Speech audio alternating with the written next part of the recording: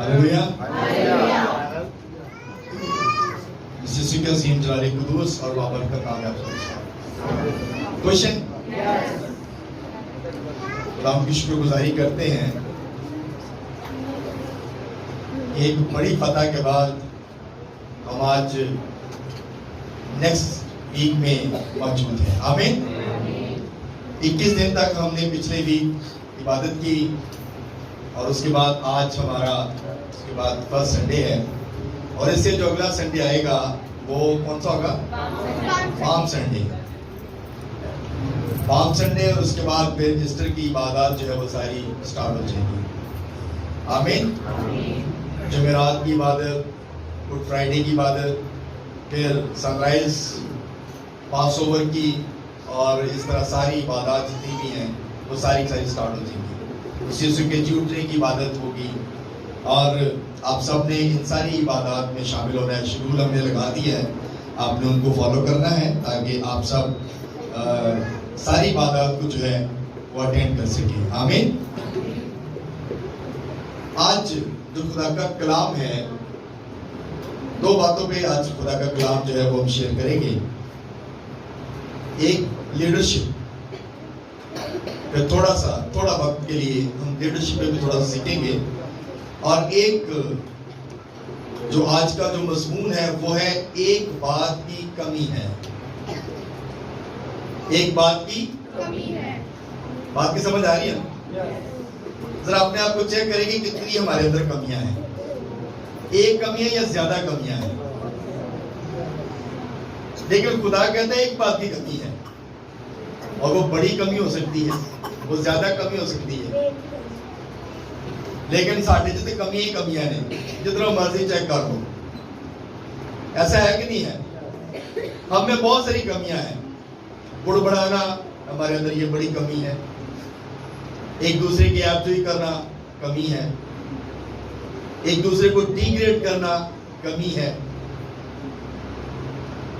एक दूसरे की किसी की तरक्की को देखकर खुश ना होना कमी है। कोई बंदा बड़ा उत्ते जा रहा हो तो असं उन्होंने देख के कहते नहीं है उत्ते नहीं जाना चाहिए, इन्हों मेरे तो थले रहना चाहिए। जब कोई तरक्की करता है तो क्या वो अपनी मर्जी से तरक्की करता है? खुदा की मर्जी होती है। खुदा ब्लेस करता है। अगर वो अच्छा गाने वाला है, अच्छा साज बजाने वाला है, अच्छा अगर वो काम करता है, मेहनत करता है, तो खुदा उसके हाथों की कमाई में क्या करता है? बरकत डालता है। तो जब खुदा उसके हाथों की कमाई में बरकत डाल रहा है तो हम कौन हैं? हम किसी की बरकत को रोक सकते हैं?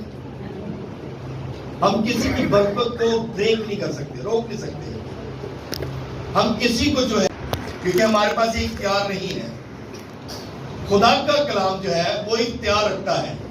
खुदा का कलाम जो है वो इस बात की तस्दीक करता है कि हमारे अंदर कौन सी कमी है, और वो कमी खुदा छुपाता नहीं है बल्कि पुट अप करता और सामने रख देता है कि तुझ में इस बात की कमी है। और मेरे साथ निकालिएगा मरकस की अंजील, उसका 10 बाब और उसके 17वीं आयत से लेकर 22वीं आयत तक कलाम मुकद्दस में जैसे हम देखेंगे।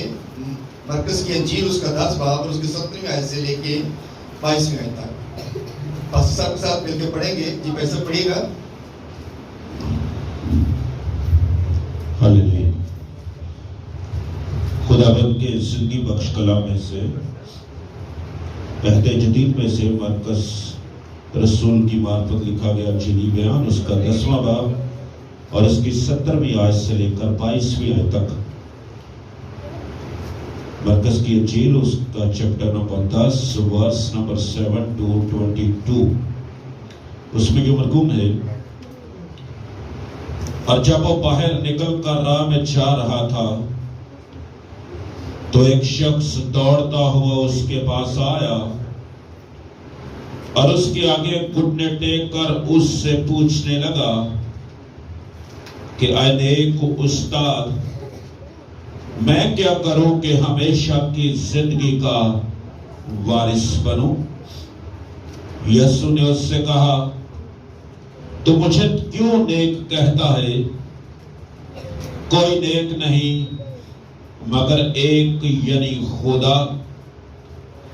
तू हुक्मों को तो जानता है, खून न कर, जना न कर, चोरी न कर, झूठी गवाही न दे, फरेब देकर नुकसान न कर, अपने बाप की और मां की इज्जत कर। उसने उससे कहा, आए उस्ताद, मैंने लड़कपन से इन सब पर अमल किया है। यीशु ने उस पर नजर की और उसे उस पर प्यार आया और उससे कहा, एक बात की तुझ में कमी है, जा जो कुछ तेरा है बेच कर गरीबों को दे, तुझे आसमान पर खजाना मिलेगा, और आकर मेरे पीछे हो ले। इस बात से उसके चेहरे पर उदासी छा गई और वह गमगीन होकर चला गया, क्योंकि बड़ा मालदार था। कलामे खुदा का पढ़ा और सुना जाना हम सबों के लिए बाइस से बरकत हो। सब कहें आमीन। सब लोग बैठ जाओ, तशरीफ रखिए।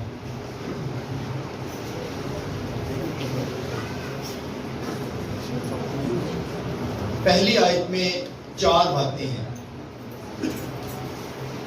पहली आयत में यानी कि 17वीं आयत में 4 बातें हैं। ये जो आदमी है ये दौड़ता हुआ आया है, और दूसरी बात, उसके आगे, किसके आगे?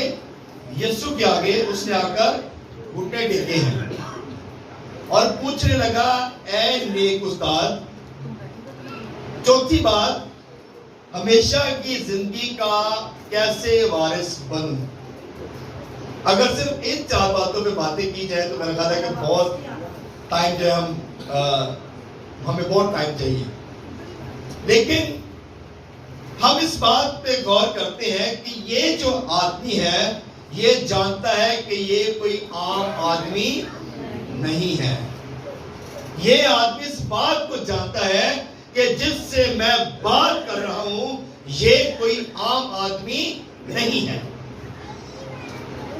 मसीह लोग इस बात को जानते हैं कि अदालत होगी। जानते हैं? ईमान रखते हैं इस बात पे? और अदालत में 2 बातें हैं। लोग हमेशा की जिंदगी के लिए अलग किए जाएंगे और जहन्नम की आग के लिए अलग किए जाएंगे। ये 2 चीजें होंगी। और ये जो आदमी है ये दौड़ता हुआ यीशु के पास आया है और आकर उसके आगे घुटने टेक लिए हैं और कहने लगा, पूछने लगा, ऐ नेक उस्ताद, मैं क्या करूं कि हमेशा की जिंदगी पाऊं?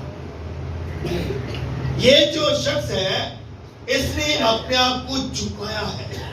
इसने अपनी कमी जो है वो खुदा के सामने रखी है कि मैं किस तरह हमेशा की जिंदगी का वारिस बन सकता हूं। हर इंसान इसी दौड़ में लगा हुआ है कि हम आसमान की बादशाही के वारिस बन जाए। ये शख्स भी आया है और यीशु ने उसे कहा, तू मुझे नेक क्यों कहता है? नेक तो सिर्फ एक ही है और वो है खुदा जो आसमानों में रहता है। और फिर उसने कहा कि तू हुक्मों को जानता है।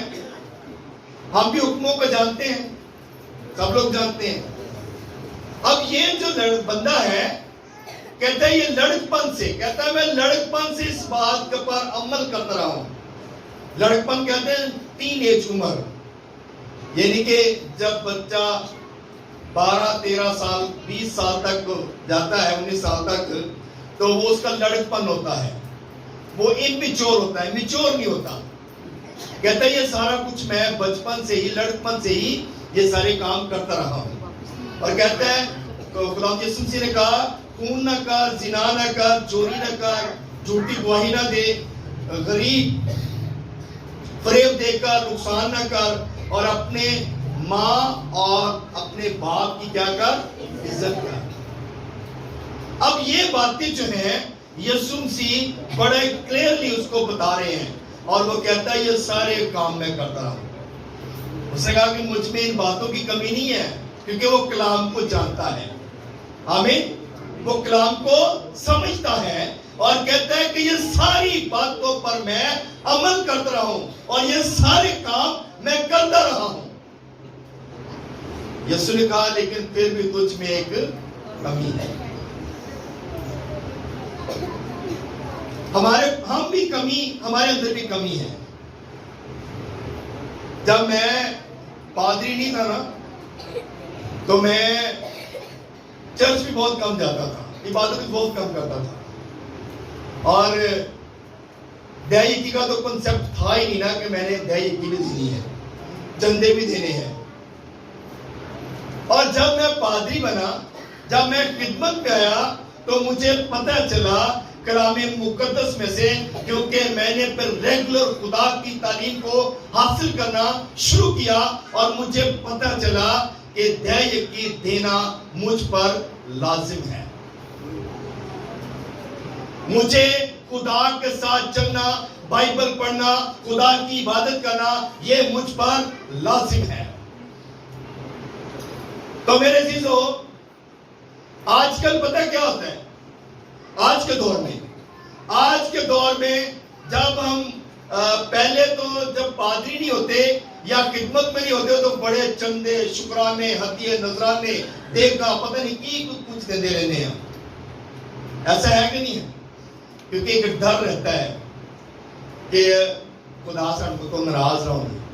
तो जो ਅਸੀਂ पादरी बन जाने या खिदमत चला देने या चर्च के कोई मैंबर बन जाने हैं, तो दयायकी भी खत्म, चंदे भी खत्म, ते मेरा ख्याल है साडे च कुछ होर ही आकड़ आ जाती है।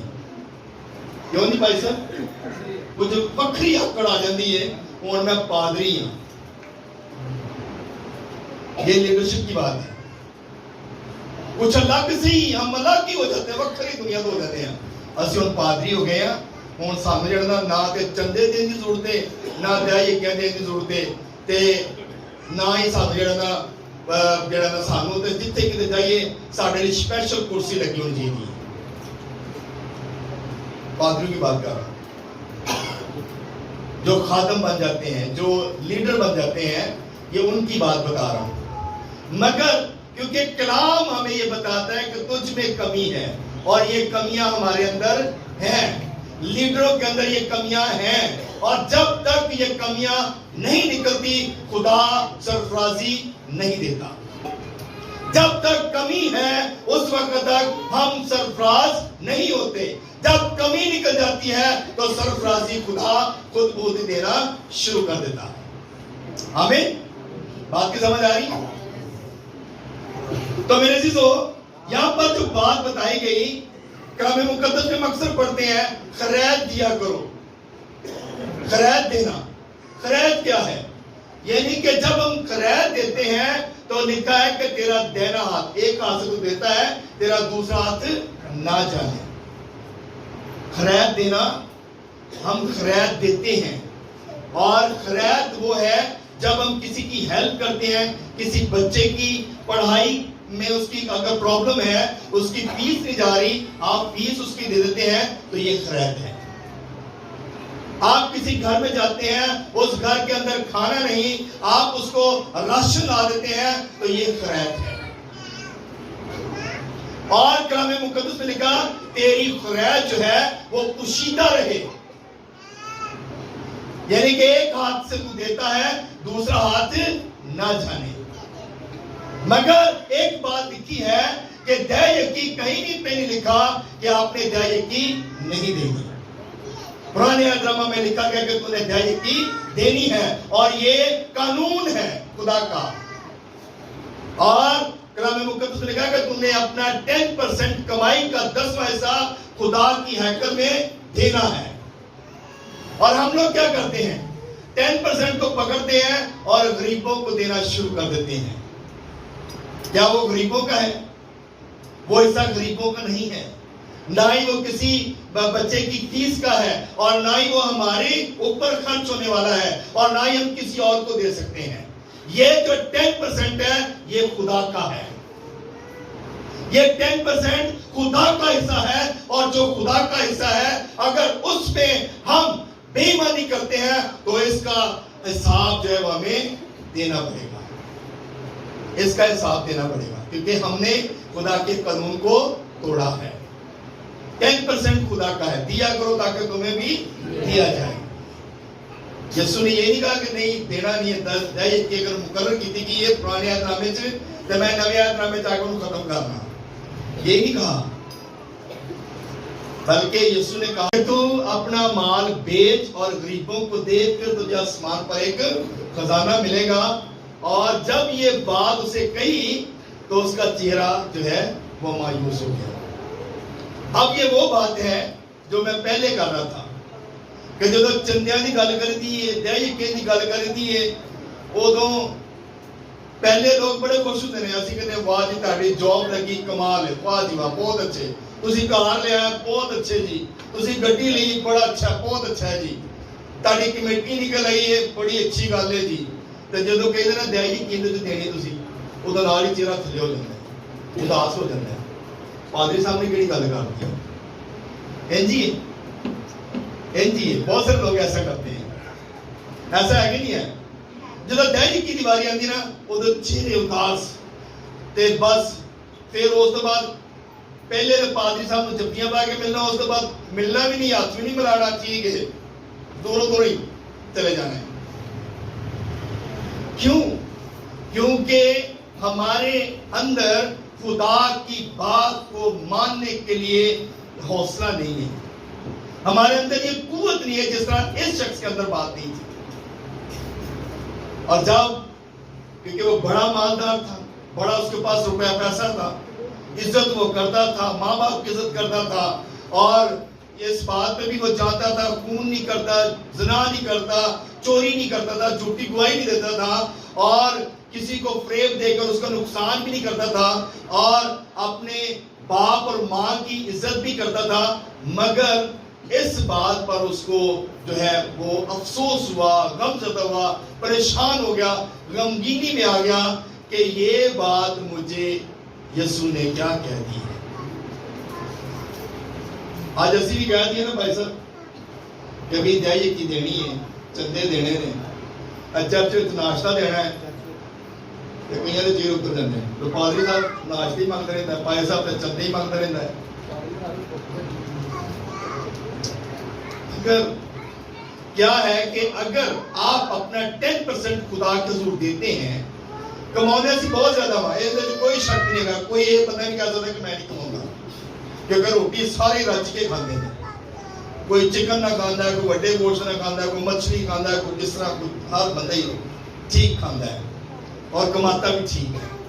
आज वो दौर नहीं है कि कोई कहे कि मैं नहीं कमाता, हर बंदा ही कमाता है। लेकिन जो खुदा की वारी आती है ना, खुदा के देन की वारी, तो उदों सारे चेहरे उतर जाते हैं, क्योंकि ये वर्गे ही बंदे सारे हैं। इन्हों क्या गया कि अपने माल दे, अपना माल जड़ा ना वो बेच ते गरीबां नूं दे।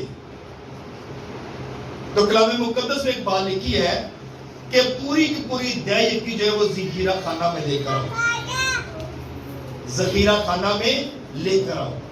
असि दयाई कहते हिस्से किते होंदे ने, मैं फलां इन्ने पैसे मैं फलां पादरी को देने ने, इन्ने पैसे मैं फलां पादरी को देने ने, और मेरा चर्च भी है, मैं उस चर्च भी जाना, मेरी फैमिली उस चर्च भी जाती है, वो फलां पादरी साडे घर आंदा है, असी उनके हिस्से की तो पैसे असी सारे पादरी को वंड देने। ऐसा कानून बाइबल में नहीं है, बाइबल में ये कानून नहीं है। कलाम मुकद्दस में लिखा कि पूरी की पूरी दयाकी ज़खीरा खाना में लाओ, पूरी दयाकी सारी कमाई का 10वां हिस्सा कहां पे लाना है?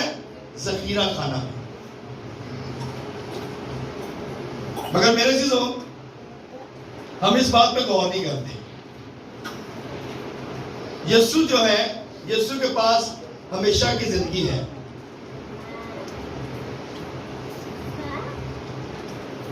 लोग अपने नेक चाल चलन की वजह से जो है वो चर्च की तमाम एक्टिविटी से तसल्ली शायद नहीं पाते। अपना नेक चाल चलन भी रखते हैं, सारे काम करते हैं, लेकिन तसल्ली फिर भी नहीं पाते। क्यों नहीं पाते? क्योंकि हमारे अंदर कुछ कमियां हैं, और जब तक वो कमियां नहीं निकलती उस वक्त हम बरकत नहीं पाते।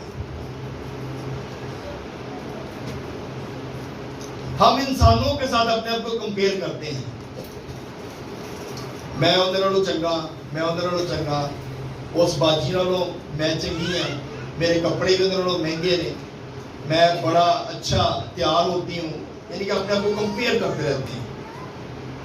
लेकिन सबसे अच्छा जो